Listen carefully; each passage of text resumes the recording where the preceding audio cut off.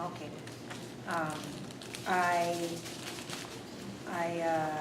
smoked when I was a little kid because we stole them and hid them in tin cans and went out in the woods and smoked.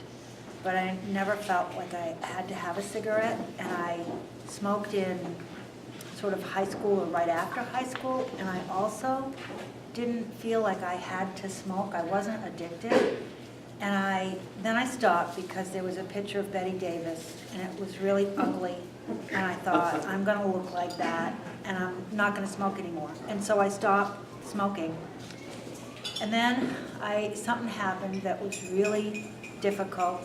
And I was married, and my husband smoked, and there were cigarettes there. And I picked up a cigarette, and I had to have a cigarette. After I smoked that cigarette, I had to have another one. I was addicted.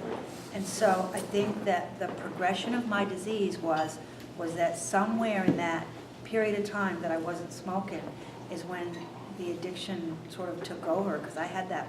I woke up the next morning, I opened my eyes, I had to go buy a pack. It was crazy. And so I guess I was smoking after I'm sober in AA, and after I'd been sober for a year, I stopped. And I stopped for 7 years, and it was another difficult time, and I picked up one cigarette, and I regret that cigarette 20 years before I stopped again. 20 years of smoking with my kids in the car. My girls have asthma, and I feel a lot of shame about that. My little one was a swimmer, and she couldn't be a lifeguard. She couldn't do it.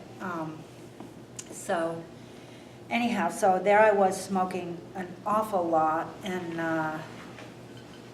pack and a half a day maybe, and working in the recovery field, right, and smoking away, and I wanted to quit, but I knew if I tried I wouldn't, and that's not a message I want to give, I guess, but I knew if I tried to quit, I just knew I wasn't ready. And so Kathy came along and said, here we're having this class, and I said, okay, listen, I'm going to go to the class, but I am not committing. I'm not picking a quit date, and I don't really think I'm going to quit smoking.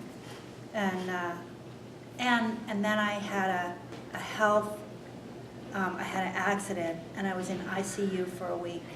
And when I left ICU, I could have smoked, and I didn't smoke. And that really felt like some power bigger than me that happened. But I know that, so then I went to the group, and if I hadn't had the group, I don't think I would have stayed stopped. And now I haven't smoked. I think it's been about 5 years.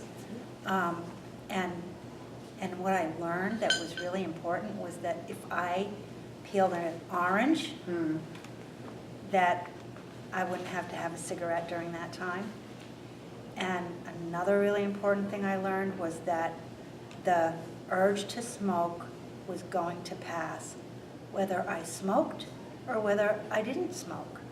So it didn't make much sense to smoke because the urge was going to pass. And that somehow clicked for me.